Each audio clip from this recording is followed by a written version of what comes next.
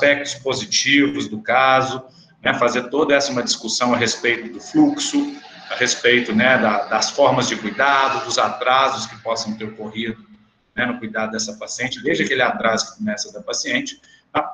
E falaremos um pouco também de aspectos do manual, de como ele pode ajudar a gente no dia a dia desses manejos, né? O manual, ele tá bem, assim, didático, né? As tabelas do manual, elas conseguem nos direcionar muito bem sobre como abordar, né? E para mim é uma satisfação muito grande, tá falando com vocês, né, dessa região aí que é muito linda, né?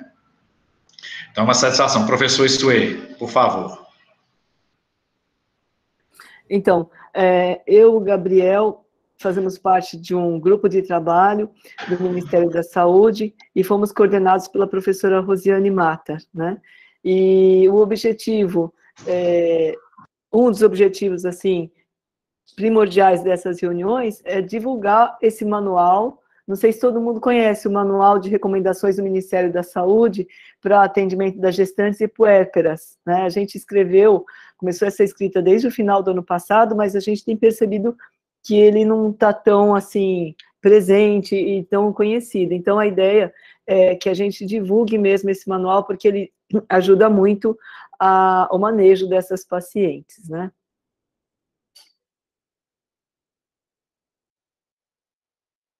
Professora Rosiane, gostaria de fazer algumas palavras, por favor. Nossa líder, né, Sueli? Nossa coordenadora do grupo. Líder nada, a gente trabalhou junto, tintim por tintim, pensando no bem-estar das pacientes no Brasil, as gestantes e puérperas. Foi muito bom trabalhar com esse grupo, são pessoas maravilhosas, super dedicadas, às vezes dava vontade de chorar na sexta-feira, quando chegava um monte de coisa que tinha que corrigir até segunda, mas todo mundo estava bem ponta firme. Acho que é importante falar que as videoaulas relativas ao manual podem ser encontradas no YouTube, né? Tem as sessões Tirar Dúvidas. A gente está pensando em gravar mais aulas, né, sobre vacina e sobre a paciente que é crítica. Então, faltam essas duas aulas, além de todas, a gente espera que esse grupo se mantenha unido e que passe do Covid para uma atuação em diminuição de morte materna. Que nem hoje de manhã a gente discutiu um caso de uma paciente que sim, morreu de Covid, mas porque ela foi para a quinta cesárea. Então, quem fez a primeira cesárea, será que realmente era necessária, né? Então, acho que isso é uma coisa que deve estar sempre na nossa mente. É um prazer estar com vocês. Se vocês me permitirem, eu vou só mostrar aqui, né, um pouquinho, só um minutinho, esse link aqui que tem o pendrive, tem o QR Code e como é o manual, tá? E aí a Karen já botou até o link no chat. Eu acho que entrou alguém, suporte para mandar aí. Eu acredito que sejam as pessoas que vão apresentar. É isso, gente? Isso então, mesmo. Olha, Vocês estão me escutando? Estamos sim. Boa tarde a todos. Meu nome é Larissa Maia, tá? Eu sou médica cardiologista, fiz clínica médica na Federal de Pernambuco e cardiologia na Santa Casa de Porto Alegre. Hoje eu trabalho de forma integral na unidade de terapia intensiva aqui do Hospital Getúlio Vargas, Tramandaí. Estou aqui na companhia do nosso coordenador, o enfermeiro Márcio Santos, e a Priscila, enfermeira também, que me ajudou muito, junto com o Márcio, a coletar todos os dados, porque a gente tem uma rotina muito pesada aqui. E a paciente que a gente escolheu, ela não só ficou um período aqui de 11 dias, como ela teve um tempo na UBS, um tempo que ela ficou em casa e um tempo que ela ia para o pronto atendimento. Antes de qualquer coisa, eu queria agradecer também o convite de vocês para estar participando dessa discussão. Tá? Eu não sei como é que a gente pode fazer para abrir aqui o... Não sei se dá para iniciar ou vocês querem corroborar com alguma outra situação. Nós já falamos um pouquinho antes de vocês entrarem, então só fazer uma apresentação, a dinâmica da reunião. Estou eu, meu nome é Suê, eu sou da Unifesp, professor Gabriel Ozanam, da UFMG, e a professora Rosiane Matter, também na Unifesp, que coordenou o grupo de trabalho. E aí a ideia é vocês apresentarem o caso e depois nós discutirmos à luz do manual de recomendações que foi escrito pelo Ministério. Então, a gente vai... primeiro vocês fazem a apresentação, depois a gente vai discutindo o caso de vocês e apresentando o manual. Vocês sabem como faz para apresentar a tela de vocês? A gente vai tentar compartilhar agora aqui com vocês. Isso. Perfeito.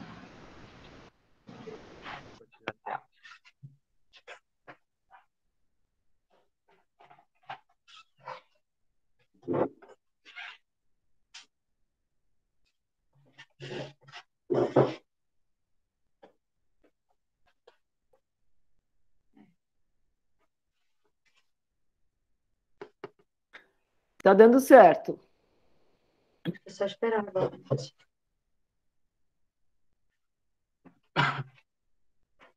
Com esse X aí, vocês estão. Vocês tinham deixado aberta a apresentação em uma aba do PowerPoint? A gente deixou aberto, daí eu minimizei. Tá aqui. A gente está vendo agora. Tá vendo agora? Tá. Sim.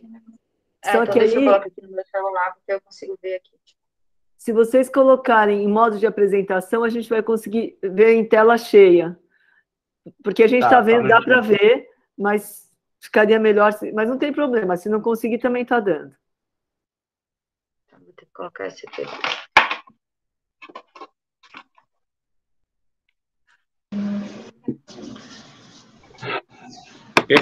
Ficou perfeito agora. Pronto.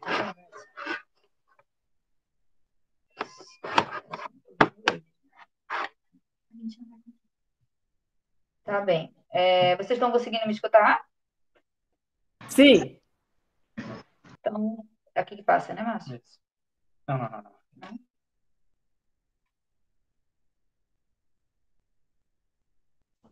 Pro lado. Isso. Já me apresentei para vocês, né? Eu acho que é interessante para vocês entenderem um pouquinho como funciona a dinâmica aqui. Nós somos um hospital de referência do litoral, tá? E a gente é referência não só para a questão da UTI limpa e UTI Covid hoje, mas como para trauma e a parte neurológica e alguns procedimentos cirúrgicos. A paciente que a gente trouxe, a gente escolheu porque, de fato, ela foi um desafio. Foi a primeira gestante com SARA grave que a gente recebeu. Só que ela não é do município de Tramandaí. Ela é de um município vizinho, que é de Cidreira, que a gente recebeu aqui. Então, durante metade da evolução dela, ela vai estar indo ainda para o município de Cidreira. A gente tentou recolher as informações, mas, de fato, preciso o que aconteceu. A gente não vai... Algumas dúvidas podem ficar nesse período que ela não estava dentro da nossa unidade, tá? É uma paciente de 30 anos, sua segunda gestação. A primeira gestação dela foi uma cesárea há 9 anos atrás. Ela não apresentou nenhuma intercorrência, nenhuma complicação. Estava fazendo um pré-natal completo agora nessa segunda gestação, não apresentava nenhum tipo de comorbidade, nunca fumou e também não apresentava nenhum tipo de alergias. Como é que eu passo aqui? Isso. No dia 26/2, ela começou a apresentar dor no corpo, mialgia, mas ela não apresentava febre, nenhum sintoma respiratório. Ela achou estranho, mas pensou que poderia ser por conta, enfim, do peso, da gestação. Ela estava completando aí 28 semanas de gestação. Então, no dia 2/3, ela tinha uma consulta de pré-natal na UBS de Cidreira, e ela aproveitou a consulta e falou para a médica que estava sentindo essa dor no corpo. A médica questionou sobre os outros sintomas, de fato não tinha nada, mesmo assim foi coletado um teste rápido. O teste rápido dela deu IgM positivo. Então, no mesmo dia, ela foi encaminhada para o pronto atendimento de Cidreira, que é o PA de 24 horas que a gente chama aqui. Ela coletou o PCR nesse dia e recebeu alta com a receita de azitromicina sem fazer outros exames, tá? Do dia 2 até o dia 7, ela não apresentou nenhum sintoma a mais, segundo o relato dela. No dia 7/3, que foi um domingo, ela estava completando 10 dias do início do sintoma, ela começou a apresentar febre muito alta. Ela tomou paracetamol até de 4 em 4 horas e a febre não diminuía. Então, ela decidiu, no dia 7, procurar ao PA de Cidreira novamente. Quando ela chegou no PA de Cidreira, no momento da triagem, verificaram que, além da febre alta, ela estava com a pressão arterial sistólica de 180. Então, por conta da pressão, ela foi transferida para o nosso centro obstétrico aqui em Tramandaí. Esse dia 7 foi o primeiro contato que a nossa equipe teve com ela em relação a registro, tá? Quando ela chegou, a pressão já estava controlada, porque ela tinha sido medicada em Cidreira, ela fez furosemida, ela fez metidopa, e aí ela coletou alguns exames para afastar a possibilidade de pré-eclâmpsia, tá? Como a história dela é muito longa, eu fiz um fluxograma de exames aqui, eu não quis encher o slide de informação para não ficar aquela poluição, mas aí pode passar. Qualquer dúvida, vocês podem me perguntar de novo. No dia 7/3, que foi quando a gente teve o primeiro contato com ela não tinha nenhum sintoma respiratório. Quando ela chegou, já a hemodinâmica dela estava estável, a pressão estava controlada, não estava mais com febre. Laboratorialmente, no EQU, a gente encontrou uma bacteriúria moderada. Ela tinha 4.000 leucócitos por campo, tinha um leuco com desvio, que era 13.000, e foi coletado creatinina urinária, que veio 48, proteína na urina, que veio 4, e a relação proteína-creatinina, que veio 0,09. Tá? Ela recebeu alta com cefalexina e metildopa. Tá? Isso no dia 7/3. No dia 7/3 à tarde, em casa, ela relatou que continuou com febre muito alta. Então, no dia 8, como a febre não cedia, ela voltou no PA de Cidreira. E eles medicaram, mas não fizeram nenhum exame. Eles medicaram para a febre e ela voltou para casa de novo. Tudo isso que eu estou falando para vocês é relato, tá? No dia 11, foi o primeiro... Aliás, no dia 10, ela começou a apresentar tosse seca. Uma fadiga discreta, mas até então ela estava dentro de casa fazendo suas atividades normais, não tinha nenhuma limitação. No dia 11/3, de forma súbita, ela evoluiu com dispneia para mínimos esforços. Ela não tolerava sequer caminhar até o banheiro, já não tolerava mais se alimentar. Então, ela retornou ao PA de Cidreira no dia 11. E lá, como ela estava evoluindo com sintomas respiratórios, eles optaram por transferir a paciente de forma definitiva aqui para o nosso hospital. Então, no dia 12, que é quando a gente começa, de fato, a nossa história de internação com ela foi recebida aqui no nosso centro obstétrico. Quando ela chegou no centro obstétrico, ela saturava 92 em ar ambiente, não apresentava esforço, mas isso em repouso, né, no leito. Quando ela tinha que fazer alguma atividade, ou até mesmo se alimentar, a gente tinha que colocar, a gente que diga a equipe do centro obstétrico, né, sou da UTI, era necessário colocar ela em óculos nasal. Seguia apresentando febre muito alta, sempre 39 graus para cima, mesmo com a medicação, e a gente deixou ela em óculos nasal, ela fez uma série de exames, foi marcado para fazer a ecografia fetal para o dia 12, e os exames do dia 11 mostraram um leuco, que chama atenção, um leuco de 18.300 com desvio, HB de 11, a função renal dela continuou preservada, creatinina de 0,7, fizeram sorologias para toxoplasmose, IgM, IgG, HIV, VDRL, enfim, tudo negativo. Em relação à questão da suspeita de pré-eclâmpsia, a creatinina urinária veio 83, a proteína na urina 31 e a relação proteína-creatinina 0,37. Tá? Neste dia, o ginecologista iniciou a heparina profilática para ela na dose recomendada, né, que é 2 vezes ao dia, porque assim, como ela não tinha, tentando interpretar, como ela não tinha nenhum evento tromboembólico até então, mas ela estava entrando aí num processo de sintomas respiratórios, iniciaram a heparina apenas em dose profilática. Ela fez também uma dose de hidrocortisona, 500 miligramas, continuou em óculos nasal, não apresentava esforço hemodinâmico estável. Tá? Precisou, claro, da metildopa e da para manter a pressão arterial. Larissa, Oi. desculpa, eu acho que foram tantas informações, permite fazer assim um resumo?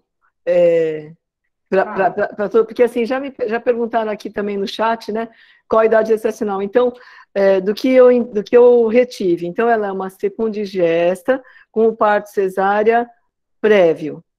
E aí ela começou o quadro dela no dia 26 de fevereiro. Isso. E ela estava, nessa ocasião, gestante de 29 semanas. 28. Quando ela começou, ela foi para o pré-natal de 28 semanas. 28 semanas, tá. Então, aí, ela colheu no dia 2 de março, quando ela estava, então, no 4º dia de sintomas, no centro de saúde, quando ela foi para uma consulta, um teste rápido que deu positivo, e o RT-PCR ela colheu nesse dia também. E ela permaneceu do dia 2 de março até o dia 7 de março na casa dela. Quando ela, no dia 2 de março, ela foi embora com uma receita de azitromicina. É isso? Isso. E no dia 7 de março, ao dia 12, eu entendi que ela também tinha tomado cefalexina. Então, ela tomou 2 antibióticos entre o dia 2 e o dia 12. Tomou azitro e cefalexina. Isso. E aí, o encaminhamento dela para o serviço de vocês foi por conta dela ter tido um quadro de hipertensão arterial controlado com alfa-metildopa. Isso, inicialmente sim, no dia 7, né? Sim, e aí ela sentiu uma dificuldade respiratória com falta de ar, chegando ao seu serviço com 92% de saturação em ar ambiente. Isso. E aí, nesta ocasião, quando ela chega ao seu serviço, ela já estava com 29 semanas e 3 dias. Isso. Tá. Então, ela chegou já com uma história do dia 26 para o dia 12, ela já tinha 14 dias de história. Ela chegou no 14º dia de história e com saturação de 92% em ar ambiente. Que foi só, ela demorou para iniciar o quadro respiratório, assim, a entrar de fato no quadro respiratório. Né? Que foi no 14º dia foi a chegada e ela deve ter entrado no quadro respiratório lá pelo 10º dia, alguma coisa assim. Uhum. Isso? Isso. Beleza. Então, ela entrou, como eu te falei, pelo centro obstétrico, né? E no centro obstétrico, eles fizeram ultrassom e avaliaram a questão do bebê, ele estava bem. Ela, hemodinamicamente, controlou a pressão, seguia fazendo febre, era algo que realmente incomodava, mas, tirando isso, ela estava estável. Então, ela foi transferida para a nossa sala amarela. Vou tentar explicar para vocês conseguirem entender. Antes da pandemia, a gente tinha uma UTI limpa, sala vermelha, amarela e verde, né? Que a gente era referência para trauma, enfim, que eu já falei. Mas com a pandemia, a gente teve que abrir a UTI Covid. Quando a gente entrou nessa fase que começou, a piora que a gente teve aqui no Rio Grande do Sul, que começou de janeiro para fevereiro, a gente já tinha 20 leitos de UTI e uma fila de espera aqui surreal, né? Então, a nossa sala vermelha e amarela virou como uma continuação, uma semi-intensiva da nossa UTI, em todos os sentidos, porque a gente não tinha mais onde colocar paciente. Ela foi para a sala amarela no dia 12. Sim, aí como eu falei anteriormente, que eu acho que tu não passou aí nesse resumo, no dia 11, mesmo em uso da cefalexina, quando fizeram os exames laboratoriais no CO, ela estava com leuco de 18.000 com desvio. Então, iniciaram o Cefuro para ela. Ela ficou com cefuriase. Tá? No dia 12, iniciaram também Dexa 6 miligramas dia. Ela já estava com heparina de 12 em 12. E ela se manteve bem, saturando 92, 94 em óculos nasal, sem precisar de máscara de Hudson ou algo a mais. Ela foi internada e evoluiu bem no dia 12. Eu não sei se vocês querem que eu fale todos os exames laboratoriais. Os mais importantes eu vou frisando aqui, fica melhor. Os exames que estavam alterados, pelo menos, né, que chamaram a atenção. Deixa eu passar aqui. Pronto. No dia 13, ela ainda estava na sala amarela, tá? Ela mantinha um padrão ventilatório ainda aceitável, né? Mas ela saiu do óculos nasal para máscara de Hudson a 10 litros. Tá? Ela teve uma piora significativa, mas ainda não tinha indicação de ventilação mecânica. Ela não tinha nenhum tipo de esforço. Com a máscara de Hudson a 10 litros, ela saturava 94, 95, ela estava com o sensório preservado, a gasometria dela tinha uma PO2 acima de 77. Então, naquele momento, a gente sabia que ela estava evoluindo com uma piora. Qual que era a PCO2 dela, desculpa? A PCO2 nesse momento. Tá, deixa eu ver aqui no fluxograma. Deixa eu te falar do dia 13.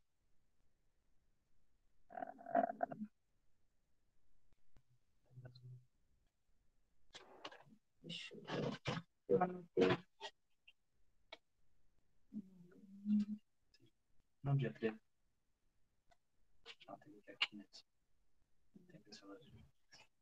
A gente não anotou aqui o do dia 13. Eu lembro vagamente que era em torno de 30, 35, mas eu não tenho como te falar isso porque foram muitos dias.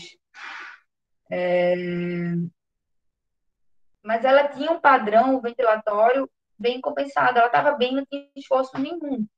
Né? Chegava a saturar, quando ela estava tranquila, chegava a saturar 97. E em alguns momentos, a gente conseguiu até, no próprio dia 13, diminuir essa máscara de Hudson, deixar a 9.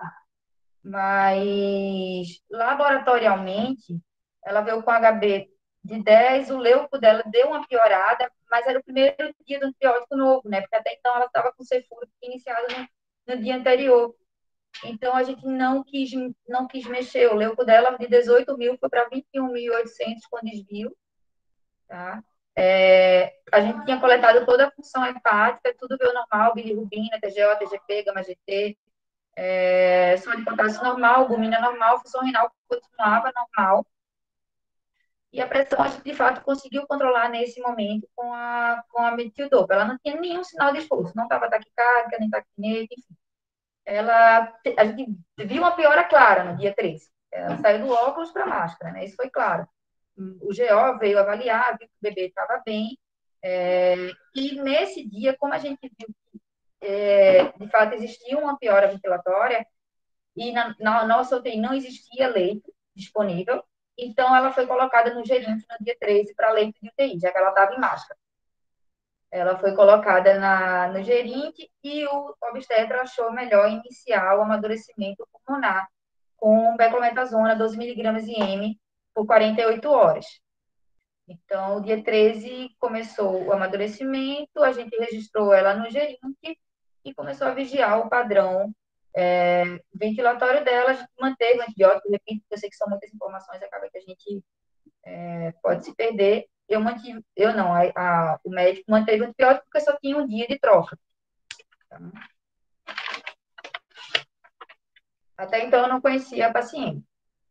No dia 14, ela ainda estava dentro da sala vermelha, né? Era o quinto dia que ela estava ali na sala vermelha, aguardando fila de UTI. ela teve uma piora ainda maior do padrão ventilatório, ela estava saturando em torno de 90%, começou a ficar um pouco cansada, tinha um pouco de congestão, a gente aumentou, foi aumentada a furosemida dela, a gente teve que aumentar a máscara de Hudson de 10 para 15 litros. Com 15 litros, ela se mantinha, ela não tinha fadiga, não tinha esforço, a gasometria dela tinha um pH de 7,52, PCO2 de 25, PO2 de 112, saturando 99 e um HCO3 de 21. PCR alta ainda de 158. No dia 14 chegou as hemoculturas que tinha sido coletada no momento do ingresso e não teve nenhum tipo de crescimento nas duas amostras, nem na urocultura, mas tudo bem, ela já estava com antibiótico, então isso pode ter confundido. A função renal seguiu preservada, e o leuco diminuiu, saiu de 21 mil para 14 mil sem desvio. Tá? Então, no dia 14, a gente aumentou a máscara, atualizou o gerente e manteve o antibiótico. Tá? O obstetra avaliou também a questão do bebê. Ele definiu que a gente ia ficar verificando o BCF a cada 8 horas, enfim, algumas medidas. No dia 15, foi o dia que, de fato, eu conheci a paciente. Tá? No dia 15, abri uma vaga na nossa unidade de terapia intensiva, só que foi naquela época que a gente tinha que selecionar. A gente estava com a leva que 50% dos pacientes tinham menos de 40 anos, e todos muito graves, com comprometimento pulmonar muito acentuado. Era difícil fazer essa seleção. Então, eu fui pessoalmente na sala vermelha, e ela estava quase na porta, assim. Então, todos os leitos estavam ocupados. E eu encontrei ela num momento muito ruim. Ela estava taquicárdica, taquipneica, tentando compensar ali o padrão dela, e saturando 87, com máscara de Hudson a 15, com esforço e começando a ficar sonolenta. Então, eu vi que ali não tinha mais o que pensar, né? Ela tinha indicação de ventilação mecânica, só que eu não conhecia nada, eu não sabia nem a idade gestacional dela, os exames, eu não tinha nada dela naquele momento, e o meu leito ainda estava sendo limpo, porque eu tinha acabado de dar alta. Então, eu precisava de um tempo. Daí, eu coloquei ela em VNI, ela não tinha feito VNI até esse momento. Eu liguei o ventilador, coloquei ela em VNI, e em menos de 20 minutos, a saturação dela foi 100%. Ela saiu daquele estado de fadiga, de esforço, a frequência cardíaca controlou, a frequência respiratória controlou, ela não ficou mais sonolenta, foi muito rápida, assim, ela conseguiu, com a VNI, recuperar. Então, eu não sabia se ela ia manter, eu precisava saber se ela ia manter ou não. Eu esperei o leito da nossa UTI, enfim, se organizar. Nesse momento também eu liguei para o médico responsável pela UTI neonatal para saber se teria leito, porque assim, até então eu não sabia se iria interromper ou não, a gente tinha que discutir isso ainda em equipe, mas eu precisava ter uma segurança, até porque se ela tivesse baixo fluxo ia ter uma cesárea ali de urgência, então eu precisava de uma segurança. Conversei com ele, conversei também com o ginecologista, falei que ela estava chegando num momento limite, porque se ela não segurasse com a VNI, de fato a gente precisaria intubar para que fosse de fato não fosse tarde, né? Eu sou a favor da intubação precoce. Então, quando tem indicação, claro. Então, dentro desse contexto, quando eu voltei para buscar a paciente, coloquei ela em máscara e ela segurou. Em máscara de Hudson, ela ficou segurando uma saturação de 97. Eu aproveitei que ela tinha melhorado, levei ela para tomografia, a data ficou até errada, a tomo também foi inferior, tá?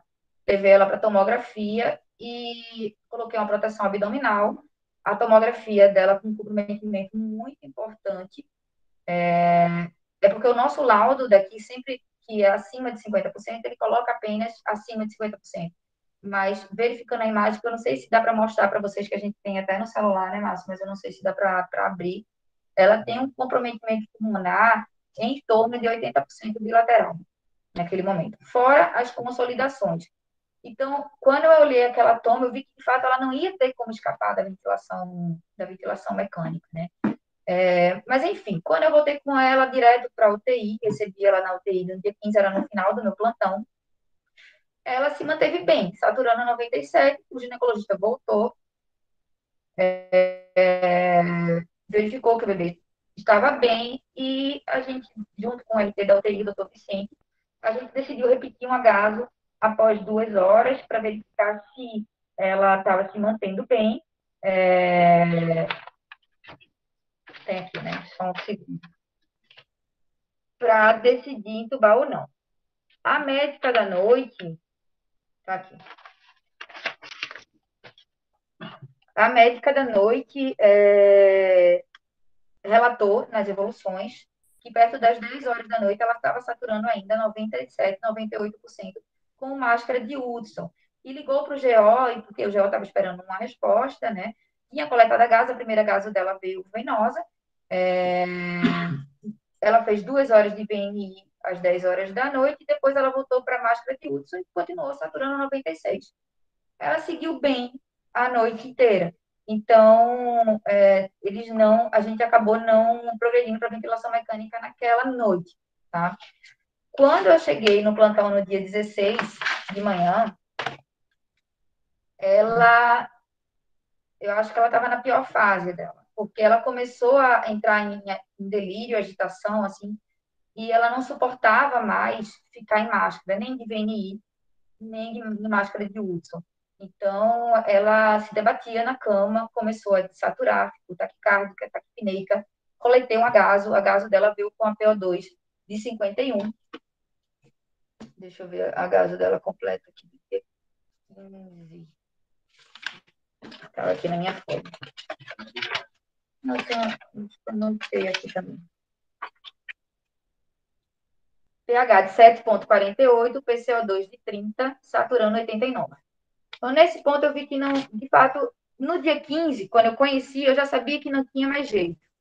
Mas como ela segurou com a VNI, de fato segurou bem, e a gaso veio tranquilizadora, a gente tentou dar mais uma chance para ela. No dia 16, de fato, não tinha mais o que fazer. Ela tinha indicação clara de ventilação mecânica. Agora, a indicação de ventilação, para mim, né, o que eu senti que foi mais difícil, que eu acho que é o que a gente, para mim, seria muito bom discutir sobre esse momento, foi definir sobre interromper ou não a gestação antes da ventilação mecânica, sabe? Como está no protocolo do Ministério da Saúde, eu coloquei ela em VNI para ela saturar um pouco melhor antes do tubo, né, para ela dar uma ventilada melhor. Antes de intubar ela, nesse período, eu chamei o ginecologista de novo dentro da UTI, chamei o neonatologista e chamei o RT da UTI. Então, conversamos os 4, né, e sobre a possibilidade de ela, com 29 semanas e poucos dias, se eu não me engano, 3 ou 4 dias, de fazer uma interrupção, uma cesárea prévia, ou, enfim, após o tubo, não sei, ou se a gente quer manter, de fato, essa gestação com a paciente entubada. No meu ponto de vista, é porque, assim, eu sei que não existe uma resposta 100% para isso, né? O que a gente tem que avaliar é o bebê está bem, claro, e o bebê estava bem, né? A condição materna, a gente sabe que o bebê, ele acaba exigindo uma questão, uma reserva pulmonar maior da mãe, né? Então, são vários fatores que precisam ser pesados para decidir a idade gestacional, enfim. E todos, o neonato, o ginecologista, o doutor Vicente, todos optaram por progredir a gestação. Eu não estava tão segura disso, eu fui a única que falei contra a progressão, mas eu não tinha muita experiência, sou cardiologista, e essa tinha sido minha primeira gestante com Sara. Então, para mim foi muito difícil. Eu até tentei, durante a noite eu tinha lido todo o protocolo ali do Ministério da Saúde para paciente com Sara grávida por Covid. Até liguei para o Márcio, que ele organiza tudo que a gente precisa ali, aqui na coordenação. E em relação à prona, porque eu li que paciente gestante, para pronar, precisava de um coxinho diferenciado, então eu solicitei para ele que se fosse necessário, enfim, tentei organizar a questão da sedação, tudo. Mas, nesse momento, quando eu vi a tomografia dela e a evolução que ela estava tendo, dentro de mim eu sabia que aquilo não ia ser rápido. E o bebê ia por um momento ou outro, ter baixo fluxo. A questão da intubação, a questão da sedação, enfim. Para mim, teria que ter sido interrompido antes, mas como não existia resposta para isso, eu era a única contra. Então, eu aceitei e eu intubei ela com Propofol e fentanil. Tá? Fiz a sequência rápida de intubação, ela já tinha ficado com VNI para dar uma ventilada antes. Ela foi intubada de uma forma muito tranquila. E rapidamente a saturação subiu, foi para 98. A gente conseguiu até um desmame fácil dos parâmetros dela no ventilador. Comecei a sedação, ela continuou hemodinamicamente estável. A pressão que vinha um pouco alta foi ali para 13, 14, a pressão sistólica. Então, a gente ficou um pouco mais tranquilo. O GEO veio, avaliou o bebê de novo, todo mundo ficou tranquilo. Eu fui para casa. Durante a noite desse mesmo plantão, eu acho que tem que passar. Às 10 horas da noite do dia 16, ela começou a ficar hipotensa. Então, a colega da noite pegou um acesso venoso central nela e, como o ginecologista havia pedido para a gente, e que se comunicasse se ela precisasse de droga vasoativa. E, às 10 horas da noite, ela ligou e falou, olha, ela está ficando hipotência, eu vou passar o acesso, e ela não tolera muito volume, ela já está um pouco congesta, então, se piorar, eu vou te avisar. Às 5h30 da manhã, ela teve que fazer cesárea de urgência por hipotensão. Ela chegou a uma PA de 6/4. E a gente ficou, de fato, com medo pela criança, né? Então, às 5h30 foi feita a cesárea de urgência. O RN nasceu com 1,350 kg, deixa eu ver aqui, eu tenho todas as informações, 42 centímetros, e uma pegada de 3, que depois foi para 5 e depois foi para 7. Ele nasceu fotônico, sedado, foi reanimado e foi para ventilação mecânica. Depois que ele foi para ventilação mecânica, ele foi para um quarto de isolamento dentro da nossa UTI neonatal. Ele não teve contato com a mãe. Tá? E a paciente voltou para a nossa UTI COVID. No próprio dia, isso aí foi na madrugada, no início da manhã do dia 17, né?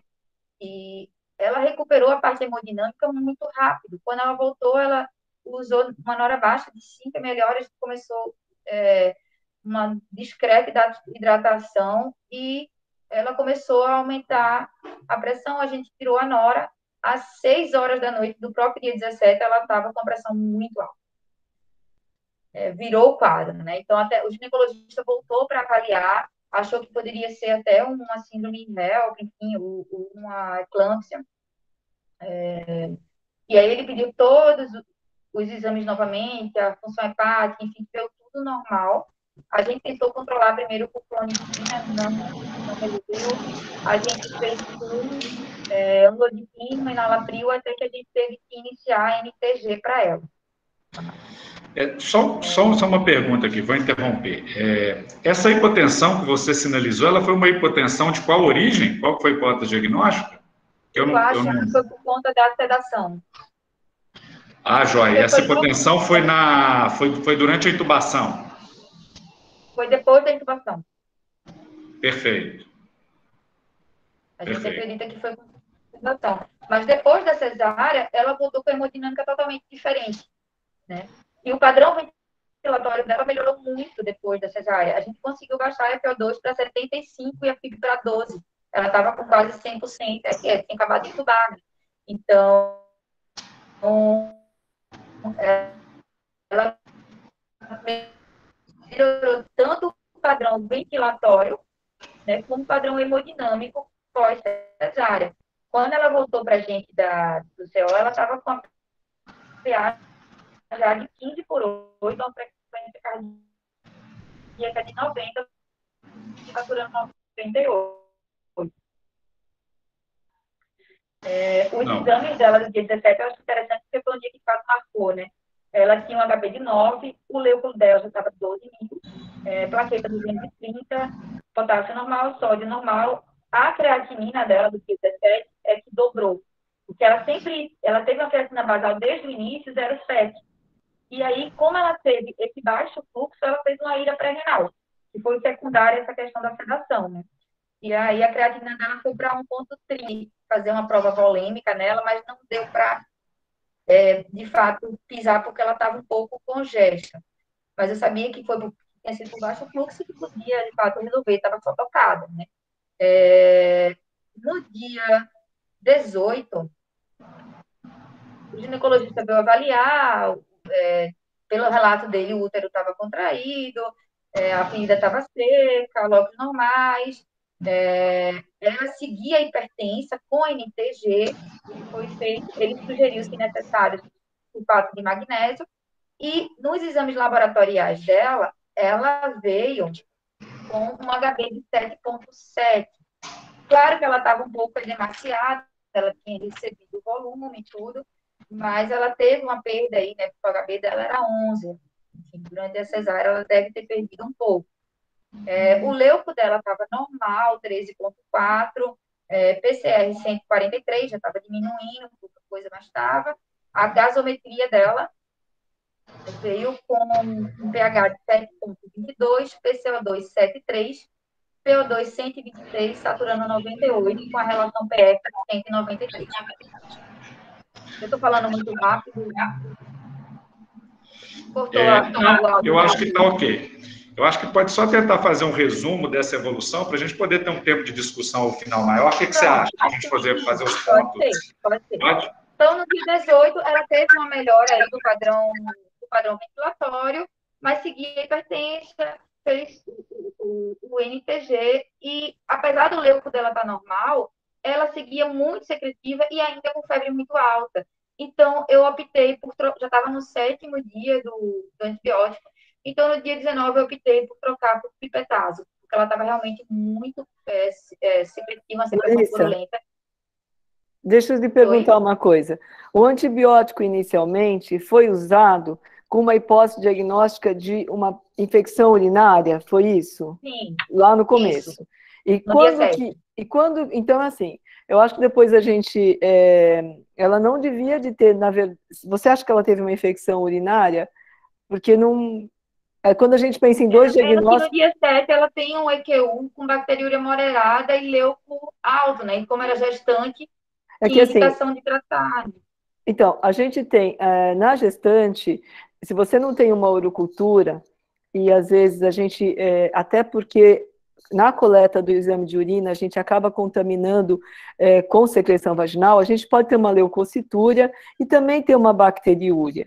E aí, eu só estou chamando a atenção para isso porque talvez de início ela tenha tomado antibióticos por uma infecção urinária que não, a gente não teve lá uma confirmação com urocultura. E a partir de qual momento você começou, foi depois da tomo que aí viu consolidação? Porque uma das coisas que a gente diz também é que a antibiótico terapia, que nem essa Azithril que ela fez nos 4 primeiros dias da doença, no manual a gente não recomenda, porque isso só potencializa a resistência bacteriana e acaba prejudicando a evolução posterior.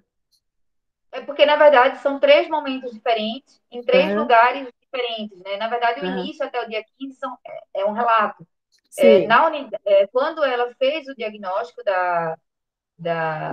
o PCR foi positivo no dia 2, ela recebeu no pronto atendimento já a azitromicina. Entendeu? Certo. No pronto atendimento da cidade, do município dela, por 3 dias. Quando ela chegou para a gente no dia 7, com febre alta e esse EQ infectado, ela foi atendida por um ginecologista no centro obstétrico.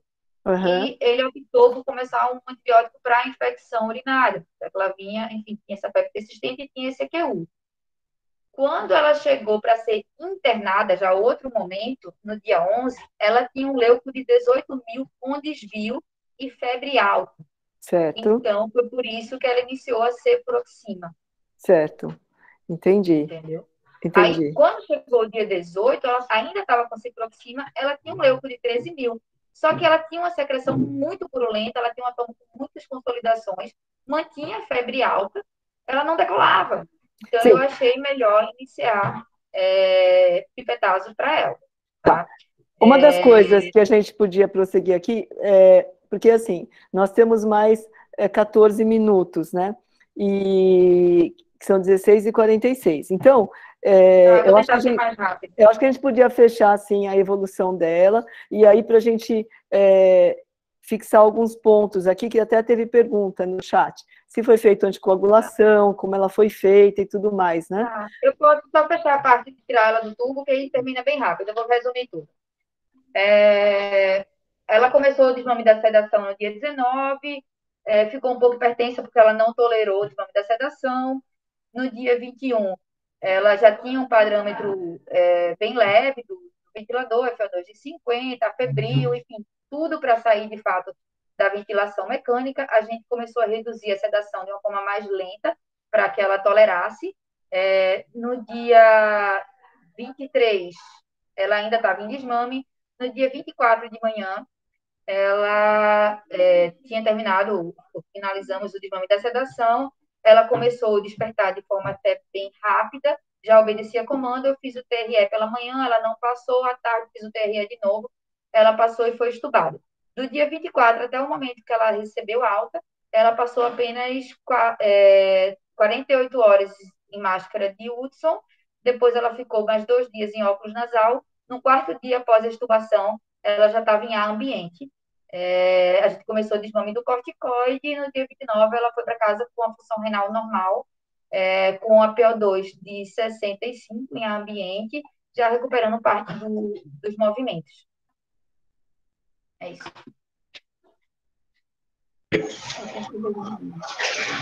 Não, ok. Bem, eu acho que é importante nós frisarmos do caso aqui, eu acho que ela chama até alguns pontos, a gente foi vendo ao longo do caso, a Suê também fez algumas pontuações, que a gente sempre tem alguns cuidados que a gente pode avaliar. Né? Eu acho que, assim, no início do caso, eu acho que tem um ponto importante, que é a necessidade da paciente se deslocar de um ambiente para o outro, né? Ou seja, de uma cidade para outra, que isso daí realmente, assim, pode levar uma demanda, esse transporte tem que ser algo organizado, esse fluxo tem que estar bem alinhado na região, porque muitas pacientes, né, podem ter essa mesma evolução. O segundo ponto que eu acho que vale a pena a gente destacar é assim, o que a gente faz com a paciente em cada ponto? O que significa gravidade ou não? Então, bem, se a gente tem uma paciente com aquela mialgia, os sintomas gripais, e ela não apresenta dispneia e nem tem um quadro muito grave, ela é uma paciente considerada leve, né? Então, essa paciente, ela não tem indicação de fazer nenhuma medicação.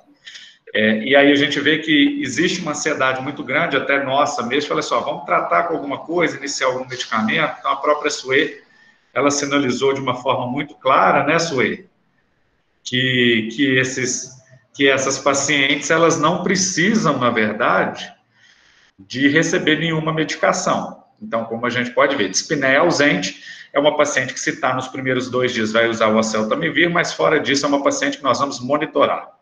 E aí tem que ter um telemonitoramento, né, gente? Essa paciente vai ser 2 a 3 vezes por semana monitorado, a cada 2 dias até o 7º dia, e depois passa a ser diário.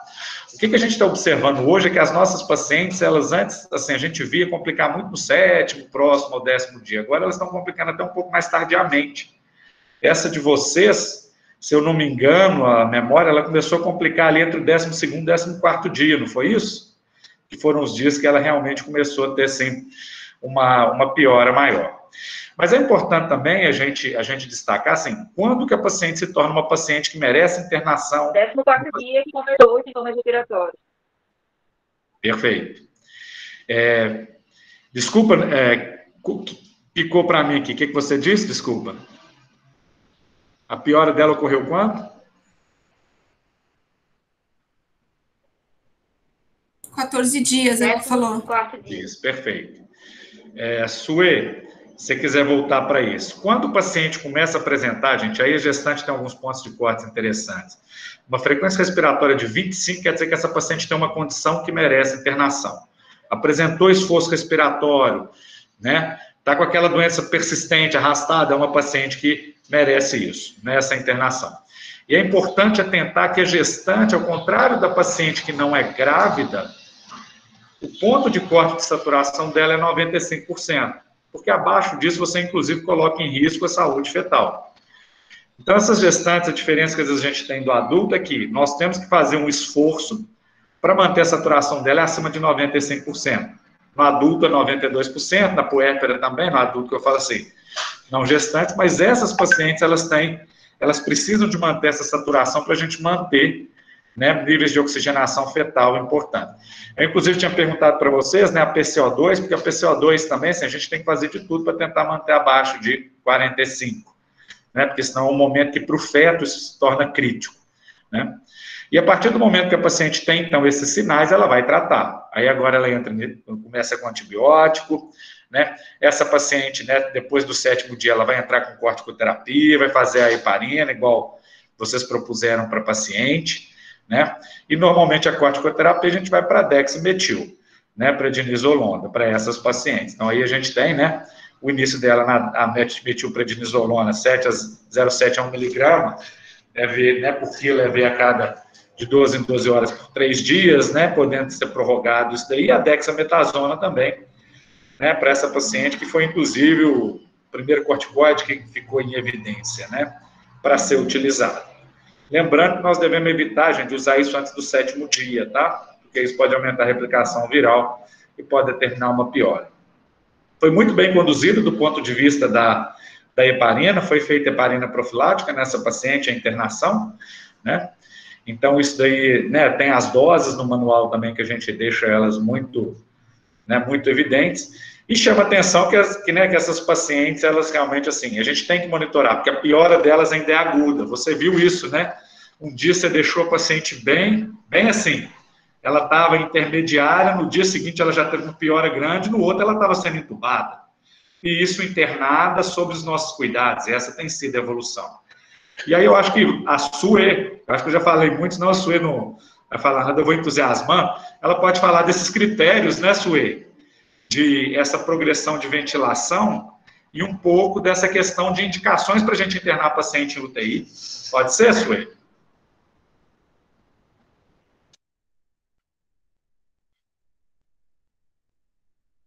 O que eu projeto para você enquanto você fala, SUE?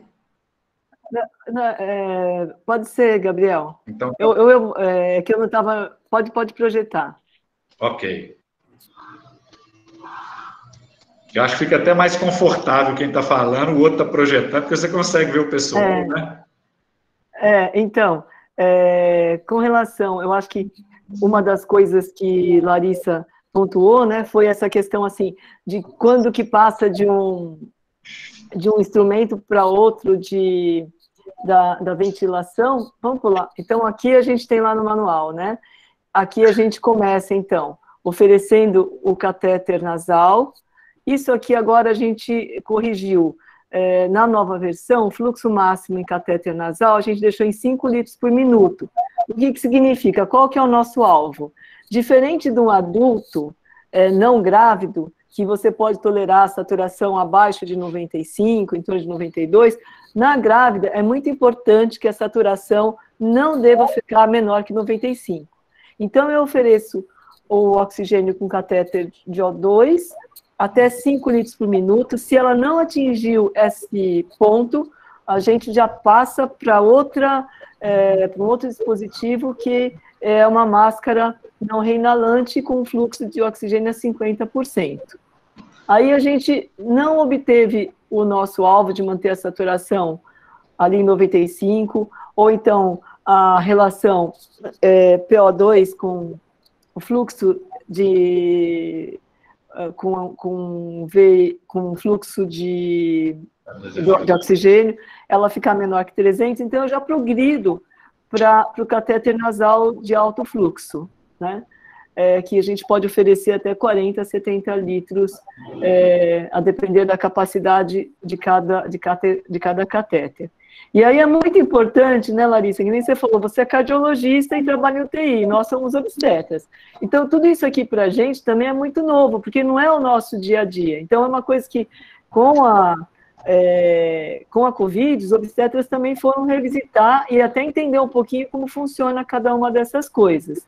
E aí, na minha cabeça, vem a ideia de um pulmão, porque a Covid, quando ela passa do 7º dia, ela é uma doença sistêmica, inflamatória, e vai atuar grandemente no pulmão.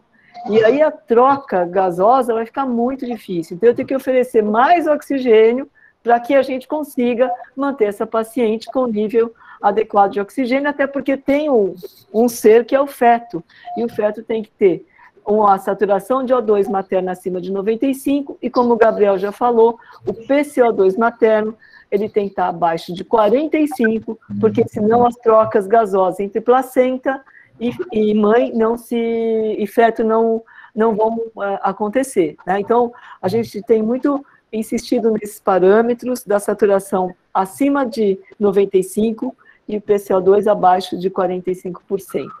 Aí, como você fez muito bem, você passou, quando percebeu que a paciente não estava saturando adequadamente, estava dispneica, passou para a ventilação não invasiva. E aí eu acho que teve muito uma dúvida em intubar uma mulher gestante e mantê-la grávida, que eu acho que foi a grande angústia que vocês tiveram. Que eu percebi que você falou que os obstetras ficaram favoráveis a manter a gravidez e você tinha dúvidas em relação a isso.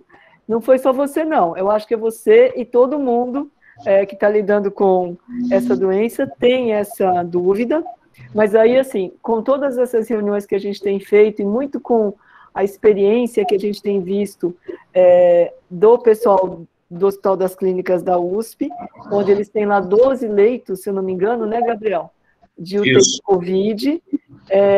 Então, eles têm deixado a gente com muita assim, segurança nesse sentido, de que realmente a gente pode entubar a grávida, mantê-la em pronação, e só fazer o parto, se houver uma indicação, outra, né, se ela não conseguir melhorar, e se tiver um sofrimento fetal.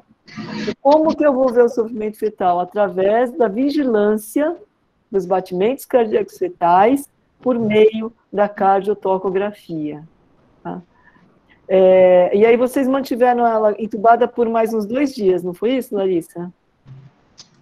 Grávida. Ao todo de tubo ela ficou 7 dias. Mas entubada gestante até fazer o parto? Não, entubada gestante ela passou poucas horas. Ah, ela entubou, foi entubada já fez... às 5 horas da tarde e a cesárea foi 24 horas. Uhum. 24 horas. Tá.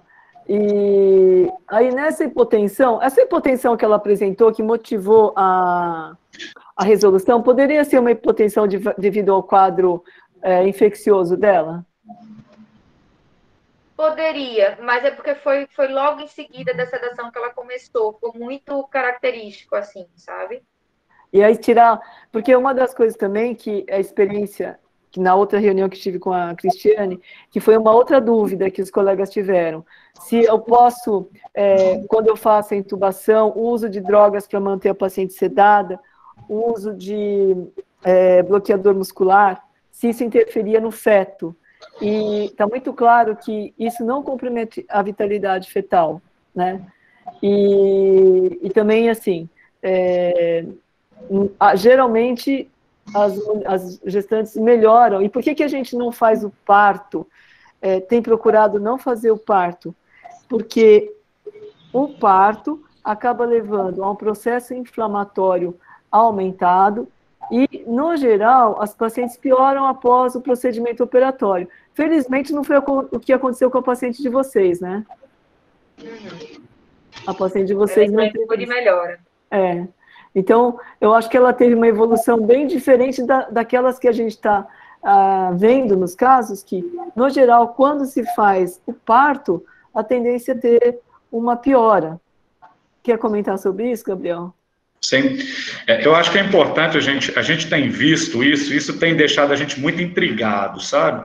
E uma coisa realmente assim que fugiu muito daquilo que a gente sabia, porque algumas condições obstétricas, a hora que a gente tira o feto, a gente descomprime o pulmão e melhora essa questão respiratória toda da paciente. Esse é um conceito quase que histórico para a gente, que trabalha no alto risco, né? Que tem esse contato com as pacientes, assim, que vão para UTI, inclusive. Só que a Covid, ela mostrou para a gente algo um pouquinho diferente, né? A gente tem visto que algumas pacientes, elas fazem cesariana, seja pela gravidade do caso, ou seja pelo procedimento propriamente dito, essas pacientes estão tendo uma piora. E a hora que a gente vai começar a revisitar a literatura para tentar justificar isso, que para nós era novo, a gente começou a encontrar dados de pacientes que tinham Covid, eram às vezes assintomáticos ou doença leve, não sinalizavam, que foram submetidos a procedimentos cirúrgicos, né, de uma forma geral, taxas de morbimortalidade elevadíssimas. E aí começou-se, então, a aventar a possibilidade de que, como ela é uma doença sistêmica, talvez o procedimento cirúrgico adicione a essa paciente um componente inflamatório adicional. E aí essa paciente tem uma piora. Por isso que essa dúvida que a gente tem hoje sobre quando interromper, ela é quase que uma dúvida de $1 milhão mesmo, né? Porque, na verdade, assim, a gente fica sem saber, vamos tirar, descomprimir esse pulmão, porque eu preciso, tem teoria para poder melhorar a resposta dela. Em um grande número de pacientes a gente não vê isso, né? Então a gente começa a ficar, né, assim, ansioso. E a ansiedade não é só também dos intensivistas, não, sabe? Para a gente é muito grande, porque você vem entubar uma paciente e você fica aí, assim, observando para ver se vai ter uma complicação, se vai precisar de intervir, se não, vamos continuar, ela também é muito difícil. A gente tem aprendido ao longo desses meses que essa tem sido uma boa opção e que o feto tem dito para a gente muito quando interromper e que aí surgiu quase que um conceito de que o parto não trata o Covid, como muitas outras doenças, tá? Muitas pacientes pioram, igual também nós temos casos de pacientes que fizeram parto e não tiveram piora, ou às vezes responderam bem, né? Mas essa não é a maioria dos casos que a gente tem visto. Então, por isso que hoje a gente tem, assim, tido uma decisão difícil, porque você só sabe se ela foi correta depois, né? Se deu certo ou não, né? Porque exatamente assim, ele não é mais o salvador de uma gestante, como a gente imaginava, e aí, às vezes, a gente começa a colocar o feto em situações de prematuridade extrema, que para ele pode ser uma situação muito complicada também, né? Porque esses meninos também complicam demais. Então, essa é uma angústia que a gente também tem que compartilhar com os intensivistas, sabe? Porque para a gente tem sido difícil também, assim, a gente também fica doidinho para interromper, tá? Você pode ter certeza. A hora que você falar assim, interrompe, nós vamos querer ir junto. O problema é esse. Mas nem sempre essa tem sido a melhor resposta. Surpreendentemente, que a gente, assim, pensava que no início era esse o caminho. E a gente começou a tomar susto, começou a se assustar com o inverso, né? Então, hoje o nosso conceito é muito mais baseado, assim, mãe tem alguma condição, né, que permite continuar a gestação? Beleza. Tem alguma condição ameaçadora imediata que, vamos dizer assim, coloque em risco a vida do feto? Sim ou não? Né? Aquele feto, aquela saturação dela está acima de 95? Sim ou não? Está conseguindo sustentar? Mesmo sustentada, a cardiocografia está dando pelo menos para a gente ter, assim, não está horrível, não está com esse menino com uma sinalização de hipóxia terrível? Então, a tendência tem sido manter os casos. Obviamente que quanto mais tardia a gravidez, acaba que você pesa muito a questão fetal, né, Sueli? Porque, na verdade, você já tem um feto que não é tão prematuro, e aí você acaba considerando risco-benefício. Aí eu queria que a Sueli falasse um pouquinho disso. Tá. Falando um pouquinho também da prematuridade, a gente viu, assim, aqui, em relação ao corticoide, desses que são recomendados no tratamento da Covid, que é metilprednisolona ou a dexametasona. Então, como que está ficando no novo manual? Quando você tem uma paciente necessitando de menos de 4 litros de oxigênio em máscara, um quadro mais leve, se usa dexametasona. Se ela piora, você vai para a metilprednisolona. A dexametasona, a dose que tem preconizada é de 6 miligramas dia. Mas quando a paciente está numa possibilidade, numa idade que nem 29 semanas, 28, que já tem viabilidade fetal, você pode dobrar a dose do corticoide, a da Dexa. Então, ao invés de você fazer 6 miligramas por dia, fazer 6 miligramas 2 vezes por dia por 48 horas. Porque isso também funciona tanto para tratar o Covid, como para fazer a maturidade pulmonar. Então, ao invés, assim, uma possibilidade ao uso da betametasona, que é o clássico para fazer a maturidade pulmonar, a gente no manual colocou também, que aí usasse a Dexa, fazendo 2 doses diárias por 48 horas, né?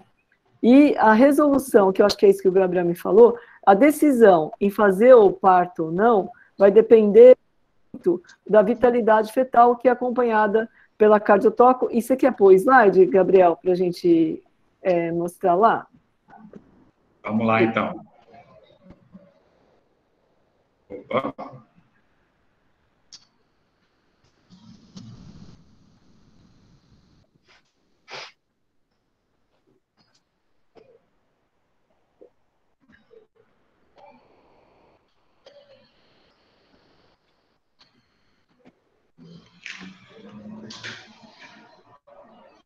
Seria esse, Sue? Opa, passou aqui, né?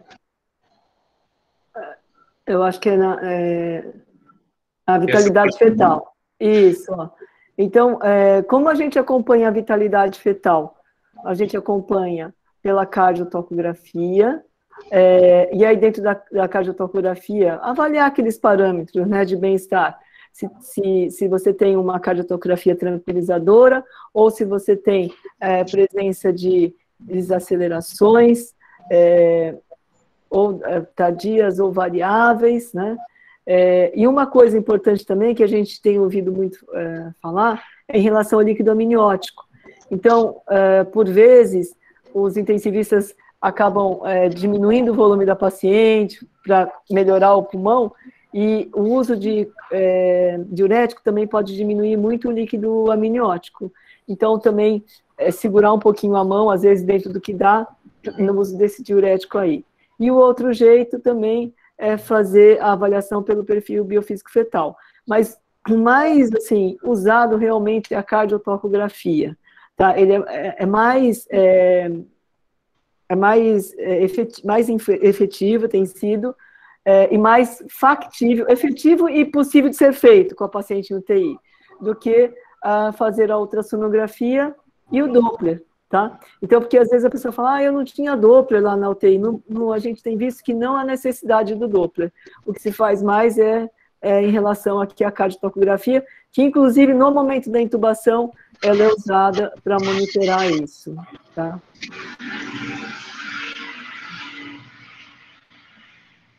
Eu acho que é isso aqui, né, Gabriel? E aí,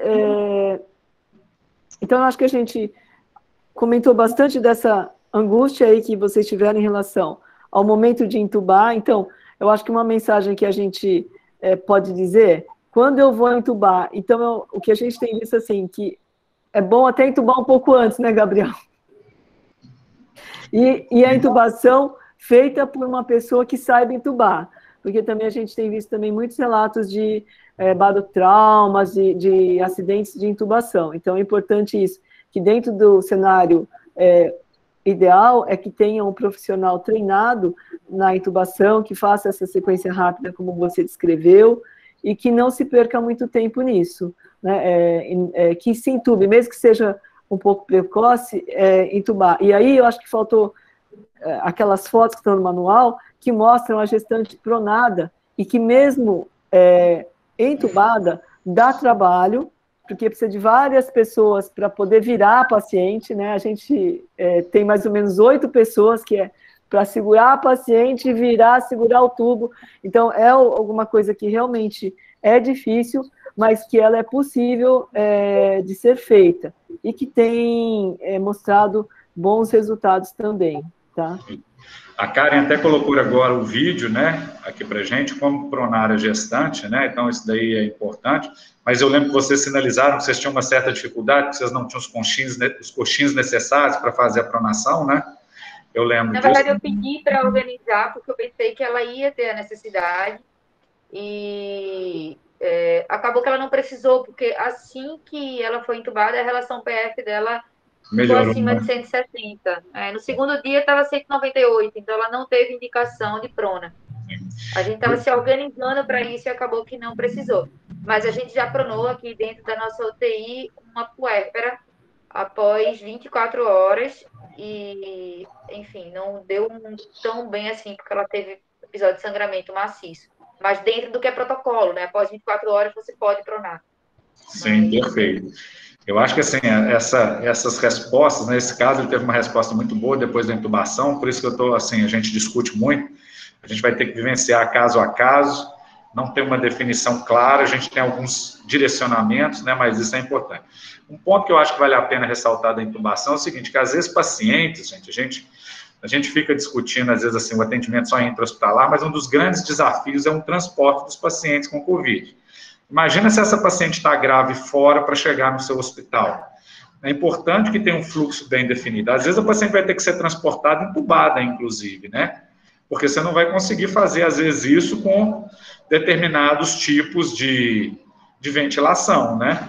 Então, você vai ter que, às vezes, até partir para a intubação. Então, a intubação, ela tem, né, vários momentos na gestante. Eu acho que, assim, a gente também tem que pensar até como fazer no transporte dos pacientes, qual o momento que a gente vai intubar se precisar transportar, né? Então, é um ponto também de destaque, tá? Eu acho que vale a pena a gente estar sempre atento. Mas estudem os fluxos, gente. Vocês veem que cada momento a gente aprende uma coisinha, né? Sai uma coisa nova, e todo dia, às vezes, a gente também aprende com experiências dos colegas, então esse é um momento de compartilhar a experiência, né? Eu acho que mais do que nunca, o obstetra tem que se aproximar da UTI, a UTI tem que se aproximar do obstetra. Eu acho que, assim, historicamente, a gente teve dificuldades de se aproximar, porque são temas que são árduos para as duas áreas, né? Querendo ou não, mas eu acho que esse é um momento que nós vamos ter que dar a mão, porque a gente chegou num ponto agora que esse tem sido também um dos pontos críticos para as pacientes, né? Quando anda junto, quando a gente aprende junto, não, a coisa dá um resultado diferente, e a gente tem visto isso em todo o país. Grupos que trabalham junto, grupos que têm mais dificuldade de trabalhar junto, como que isso impacta no resultado das pacientes? Gabriel? A resposta, eu acho que, na verdade, é individualizar, né? Não tem...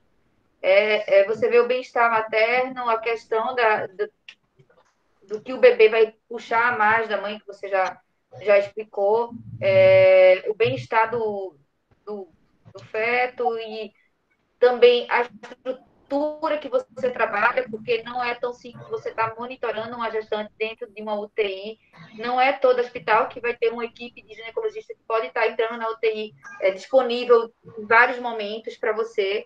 Então, a gravidade da doença, o comprometimento pulmonar, a resposta está em individualizar, é o que eu acredito.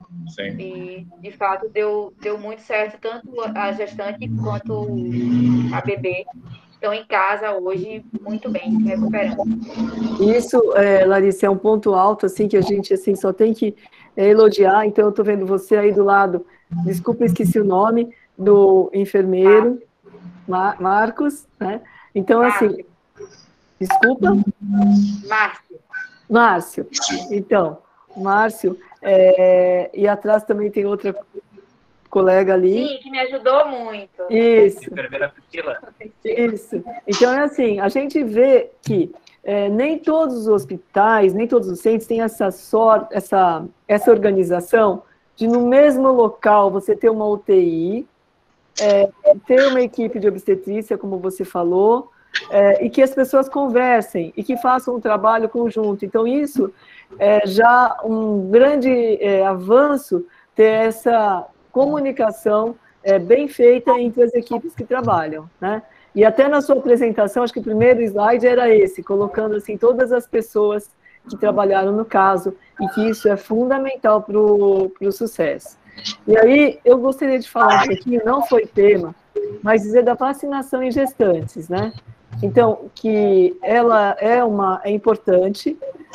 Nesse momento, a vacinação no Brasil está preconizada com as vacinas Coronavac da Pfizer para gestante, e ela deve ser feita em qualquer trimestre da gravidez, né?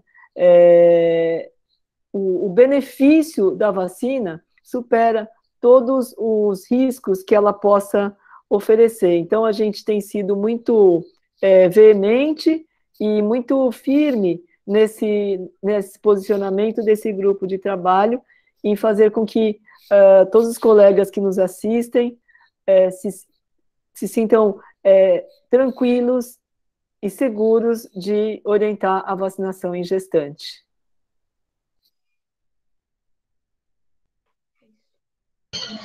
Isso mesmo, gente. Eu acho que assim, a forma de mitigar essa doença, de uma forma geral, é a vacinação, né? Obviamente, né, que assim, é importante que a paciente tenha conhecimento das limitações, conhecimento científico que tem hoje. Agora, assim, realmente não oferecer a vacinação, especialmente para os pacientes agora de alto risco que precisa, pode ser um divisor de águas. Vocês veem como que é difícil manejar esses casos. Talvez a vacinação seja a única forma de nós realmente evitarmos que essas pacientes adoeçam, façam casos graves e que vão parar em serviços, né, que vão colocar um grande esforço e que algumas vezes vai dar certo, mas outras vezes não, né, no meio dessa dificuldade de entendimento que a gente tem da doença, tá? Então, acho que é importante essa sinalização, né? Gente, eu acho que sim, eu acho que a gente fez uma discussão, né, interessante, eu acho que com o avançar da hora, né, eu acho que eu só tenho a agradecer, para mim é um privilégio estar discutindo, eu sou completamente apaixonado por discussões que são multidisciplinares, interdisciplinares, com pessoas motivadas. Quando a gente vê as apresentações aqui das pessoas que participaram, gente, a gente vê a paixão, mas ao mesmo tempo a gente vê a ansiedade, e é isso que movimenta a gente também, né? Então, assim, parabenizo a equipe daí, que assim, teve um esforço hercúleo para trazer todos esses dados, né? Vocês estão juntos até agora, né? A Sue sinalizou isso, vocês colocaram no grupo, vocês estão aí juntos. Isso mostra uma união que, para esse momento, gente, não é importante, é simplesmente essencial. É um divisor de áreas. Então, para mim é um privilégio estar conversando com vocês, né, com um grupo assim tão motivado, né, e com pessoas até esse horário aqui, né, gente, né, disponibilizando o seu tempo para poder estar aprendendo, para, num caso seguinte, a gente poder fazer sempre alguma coisa, né, melhor, sempre uma coisa, né, que possa diminuir esse risco das nossas pacientes, né? Então, quem diz obrigado sou eu, tá? Uma satisfação, tá?